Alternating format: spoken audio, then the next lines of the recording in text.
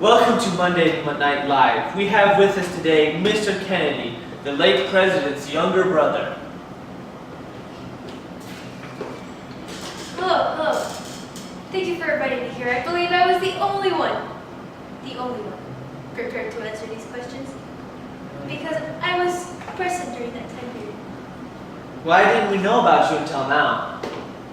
Well, you see, I've always been kind of an introvert. And I feared for my life as my family started dropping dead. So you were a scaredy cat. Is that what you're telling me? No, I simply assessed the situation and decided it was best for me. So, scaredy cat. I did not come here to be humiliated. Ask the questions. Okay. What were the social and political issues during 1954 and 1970? Let's see. Oh, found it. Well, it says here, there was a communist crisis with Cuba when Fidel Castro, maybe, I don't know, gained power of Cuba, and he nationalized British and American oil refineries. There was also the missile crisis of 1970. Then there was Russia, who sent nuclear weapons to Cuba.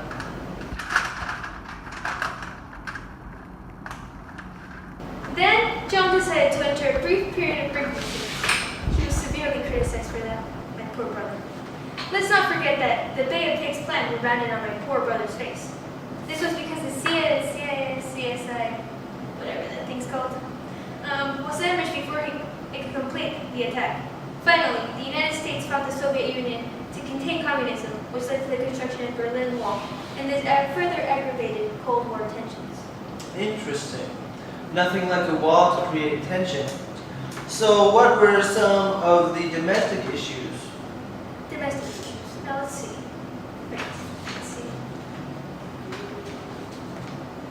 Some of the most important issues were poverty, because about 50 million Americans made less than $1,000 a year.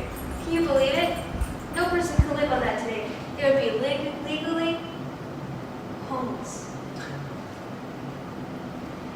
From 1945 to 1946, many Cold War veterans faced severe housing problems, and many had to go live with relatives.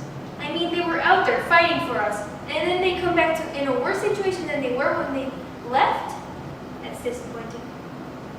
Then there was the civil rights movement. This is when my brother started to lose popularity because of his advocacy for the civil rights movement.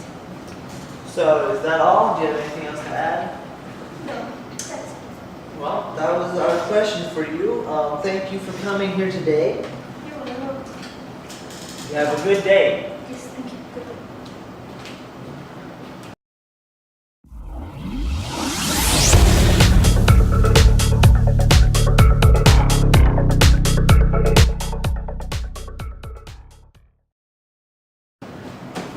Now, for the next question, we have Meryl Streep.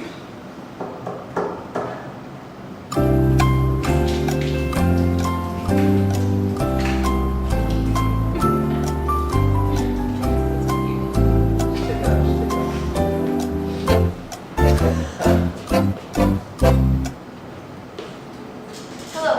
How are you all doing? Doing pretty good. How about yourself? Very well, thank you. So, you know that you came here to give us some of the information you know. So, I would like to begin this by asking you the question of what were some economic issues from 1954 to 1970? Well, let's see. Some of the things I can name off the top of my head was poverty. About 1/8 of the population made less than $1,000 a year, which is what my dear friend, what was his name? Mr. Smith? Mr. Smith, the guy who was just here? Yeah, he was that what he told us. Okay. So in 1964, Congress enacted the Economic Opportunity Act, which approved nearly $1 billion in for youth programs, anti-poverty measures, small business loans, and job training. But ultimately, the war on poverty was too expensive, and the war in Vietnam was more important for the government. there was not enough money to support both, so the government decided that Vietnam was more important. Wow, you sure are full of information. Thank you. Thank you so much. I sure am. Thank you for having me today. I was glad I could be of help.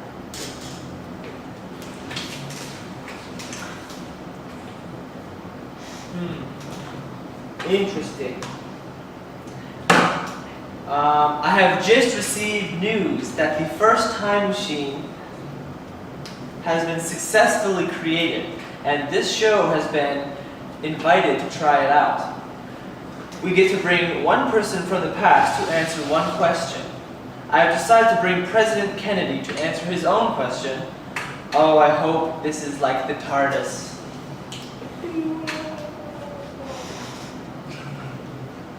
Oh wait, I have an idea. Go back. Man, I hope this is like the TARDIS.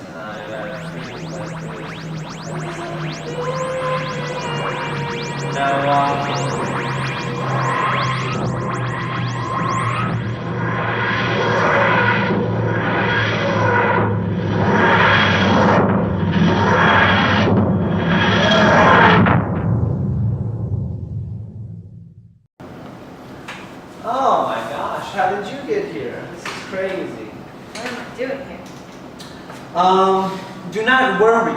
I come in peace. Nothing to worry about, President. We are coming. We just have a few questions we have for you. Whew, I'm Or sweating. one question. Sorry, I'm pretty nervous. Mr. Kennedy is one of my favorite presidents. Yes, it's okay. I'm fine. Okay, the question will be, what role did you play during your presidency? Okay. Well, let me say that I won the 1960 election because of the televised debates. Oh, yes. I then proceeded to change Eisenhower's policy from massive retaliation to a more flexible one, and then focus on increasing defense, and then triple the United States nuclear capacity. A few days after I was elected, I was told the Bay of Pigs undercover operation was underway, and that Eisenhower had already approved it before I came to this position. I faced a big dilemma, but ultimately I decided to continue approving that operation. Sadly, it did not go as planned, and it rebounded on my face. Oh, terrible. After this came the missile crisis in Cuba. I decided to go for brinksmanship. I told them if any attack came to be on the United States, there would be massive retaliation against Cuba and Russia. After this, there was the U.S. confrontation over Berlin with the Soviet Union, which led to the construction of the Berlin Wall, which only further aggravated Cold War tensions. Finally, my advocacy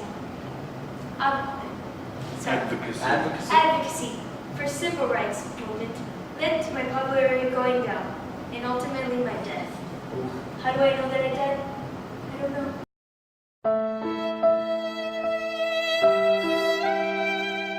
Goodbye.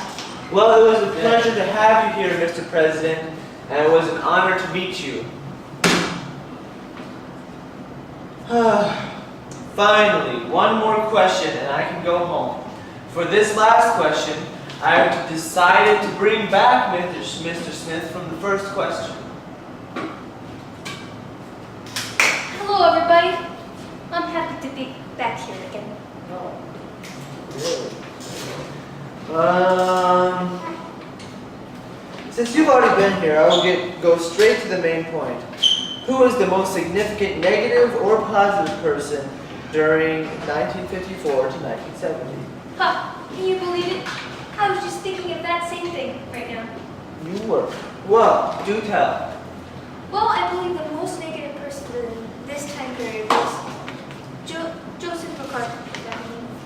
Yes. Oh, that.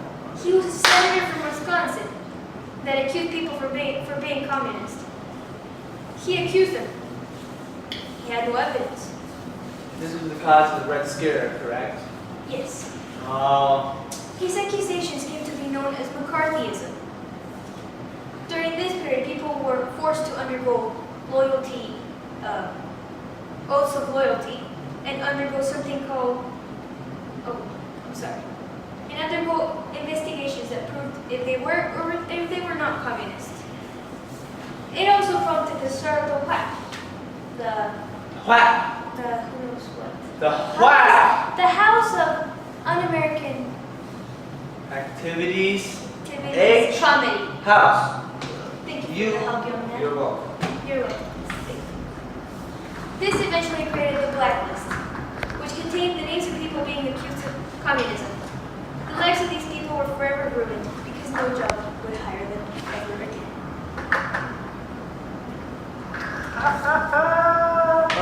Wow, I sure chose the right person to answer this question.